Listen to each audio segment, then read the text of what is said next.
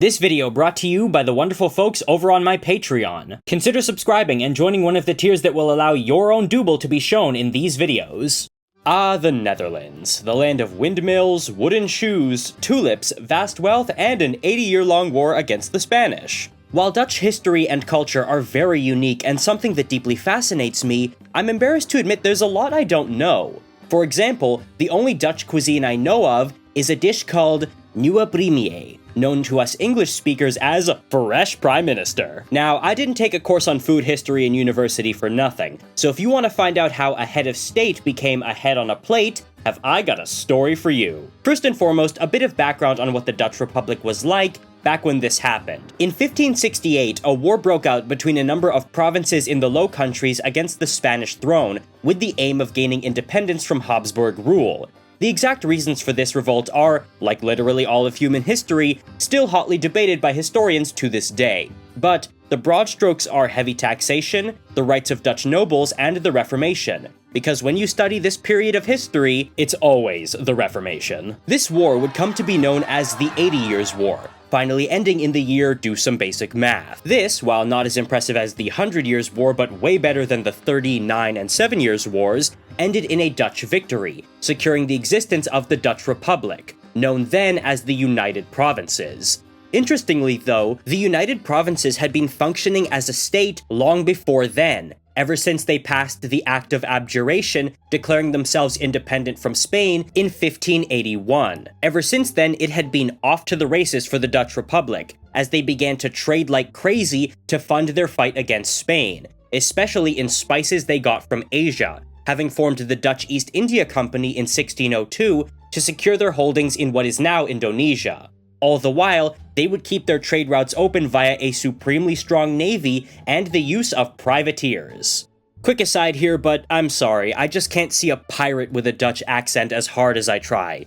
Cockney British? Absolutely. Gruff French? Sure. Spanish? Romantic. But Dutch?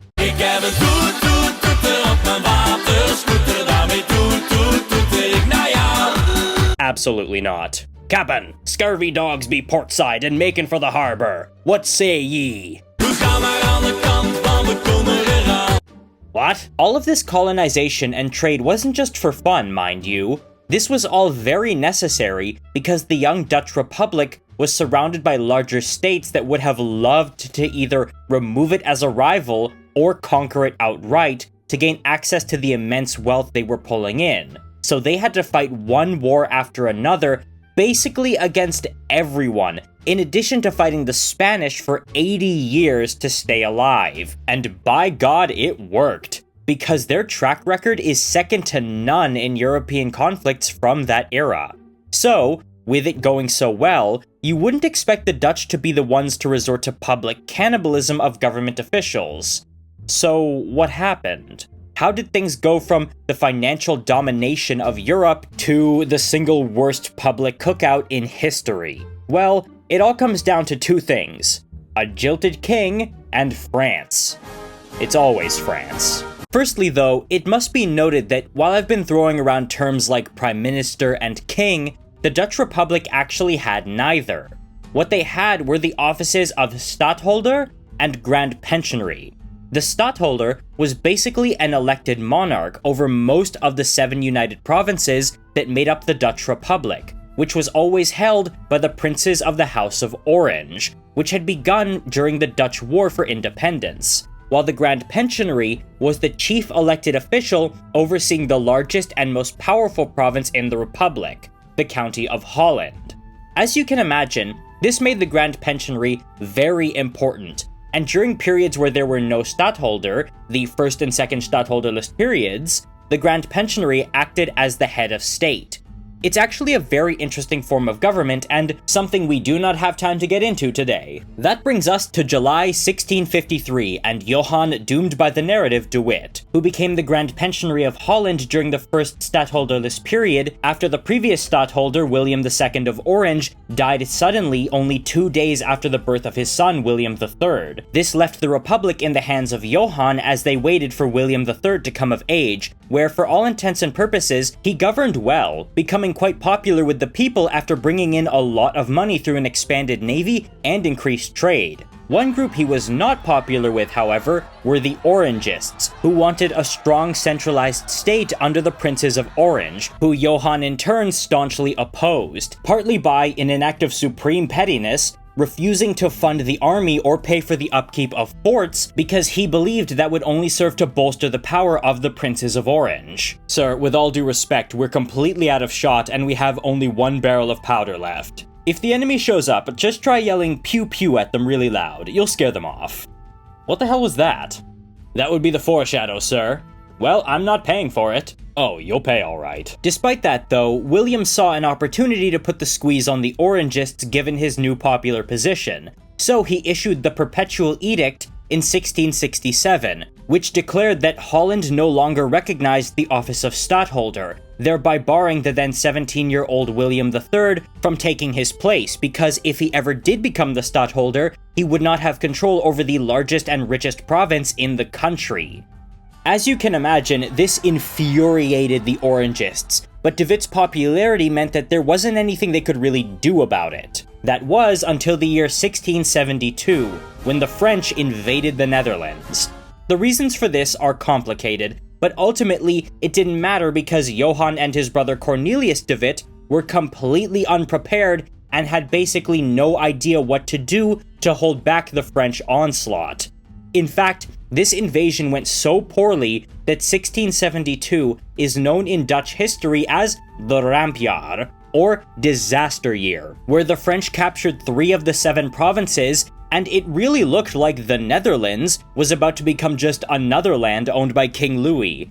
And guess who got blamed? The public enmity towards de Witt due to the bungled handling of the invasion would come to a head when Johann Spare Ribs de Witt was severely injured by a knife-wielding assailant in an attempted assassination in late June of that year. Following this, Johann de Witt would take a bold step. Listen, guys, I know things have been rough, but Johann survived the assassination attempt, so I know he can help us survive this. I bet he's got a new plan to push back the French and put the Orangists in their place. My fellow Dutchmen, the attempt on my life has left me scarred and deformed, but I assure you, my resolve has never been weaker. Wait, what? See ya. Hoe gaat het, my fellow Dutchmen? So, just like that, de Witt was gone by August of 1672, and the Orangists got what they wanted, with William assuming the position as stadtholder.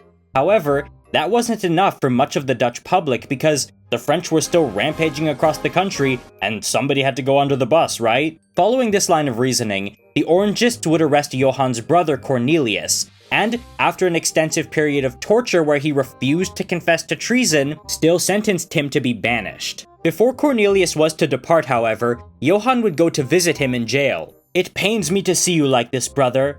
Have they at least been feeding you?" "Not yet, but I heard some of the gathering mob outside say something about lunch. Some of the who out where about what now?" And so, on August 20th, 1672, Johann and Cornelius de Witt would be attacked by an angry Orangist mob and be shot and killed by the city militia of The Hague. With the de Witts now dead and their metaphorical pound of flesh extracted, the Dutch mob would proceed with the only rational course of action. They ate them. There are 2 prevailing narratives surrounding what happened that day. The first being that the brothers' bodies were stripped and hung in giblets, with only their livers being cut out and roasted, while the other states that they weren't afforded the dignity of being strung up, and were basically torn to pieces, with some parts of them eaten and others kept as trophies, including one person who nabbed an eyeball. There's also reports of a box with Johann's tongue and one of Cornelius's toes being shown to curious onlookers. What's completely bonkers about this whole incident is that it's repeatedly described as an orderly display of public cannibalism. What order? Johann's organs with a side of fries? That kind of order? Ah yes, the noble Dutch people of the United Provinces. Though their nation is invaded, they remain steadfast. Paragons of Protestant order and civility, even in their darkest hour. I would also like to reiterate that Johann had by this time stepped down completely and a new government was in place. There was no political motivation to do this. It was entirely personal. That's also why they ate them. It was to humiliate them in death and make a very clear example to anyone wanting to get in the way of the Orangist cause. Well, that certainly was a lot, so while we digest that... Oh god. Let's check in with William of Orange and see how he's taking all this. Here it comes, be cool, be cool. My lord, I have urgent news! Johann de Witt and his brother have been killed and eaten by an angry mob and the city militia! What? While historians debate to this day, as they often do, how much of a role William III played in the killing and grilling of the de Witts, he did pardon those involved, and as many suspect, he was likely at the very least aware of the plans to kill them, if not having played a hand in orchestrating the events. The cannibalism, though, is anyone's guess. That was probably more spontaneous. With William now stadtholder, the French halted their advance and requested Dutch territory and financial reparations, believing that William would just let them have it. This pause in the fighting and the heavy French demands that would have made the Dutch provinces a rump state galvanized the Dutch people into a desperate defense of their country, which eventually led to England making peace and the French having to retreat from most of the country by 1674. William actually did say this, by the way, to the English Duke of Buckingham, who brought the peace terms that would have seen swaths of Dutch territory be ceded to France, Munster, and Cologne, who were involved in the fighting for some reason, but would have also made William the king of everything left, rather than just stadtholder. This was his way of telling them to shove it, saying to his advisors beforehand, "Rather let us be hacked to pieces than accept such conditions." I should note, though, that this actually happened before Johann and Cornelius were on the fast track to the digestive tract. Sorry, at this point everything was just kinda happening at once. What I would like to note, though, is that William's "die in the last ditch" comment is actually the origin of the term. Every phrase like last-ditch attempt or last-ditch strategy originate from William's decision to defend the Netherlands come hell or high water. Literally. They flooded part of the country to stop the French advance. So, not only did the removal of Johann de Witt likely save the Dutch Republic, it also gave us the phrase last ditch. But there is another thing. Because while this story is honestly wild, it's more than just a weird thing that happened that one time. And that's because it led to the rise of William III of Orange, who up until this point had played a bit part in the story until he came to power.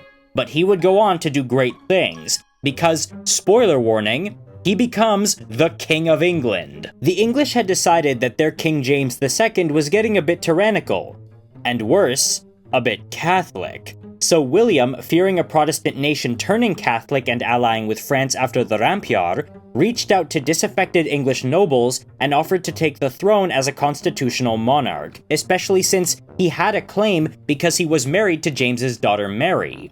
The English agreed, so in 1688, after William sailed to England with 15,000 Dutch soldiers, immediately marched on London, and caused James to flee England to France without firing a single shot, where everyone would basically agree, yeah, that's basically abdicating, right? Whereupon William and Mary would rule as joint monarchs with limited power. Thereafter, no Catholic would ever again sit on the English throne, and all English monarchs would rule constitutionally, thereby creating the modern English monarchical system. This would also lead to a series of rebellions in Ireland and the Scottish Highlands known as the Jacobite Rebellions. I would love to talk about those at some point, especially the Battle of the Boyne, because William was, quite frankly, a huge badass. After this, there was a more concerted effort to anglicize Scotland and Ireland in order to create a more cohesive realm and stop further rebellions. You ever wonder why the color of Northern Irish Protestants is orange? Well, it's because of that one time the Dutch ate their prime minister. Thank you so much for watching this video. Please subscribe if you have not already done so, and consider checking out the Patreon for lots of rewards and to support the channel. This video was made in collaboration with my art director, Love Chaotica, and my sketch artist, Dragonerd. Also, this video would not be here were it not for the support of our wonderful consoles, Dr. Emboss, Battle Brother, Knight, Nicholas Kordeluski, and Boomfrog. Furthermore, we can't forget our wonderful censors, Lorenzo, Frisco Corvinus, Rio Nautrom, and Jan Timo Lobner. Also, a very heartfelt thanks to our praetors, Kumrate, Bay Evolved, Inside Chaos, Lil Radon, 3XO1, Zephyr Brown, David Noree, High Marshal Guts, Demonique, Bran, Omega Chris 112, and Blackstock, plus all of the gracious tribunes of the plebes listed here, and all of our Adiles and Quaestors not listed here. Without your support, these videos would simply not be possible. Thank you all so very much, and I will see you in the next video.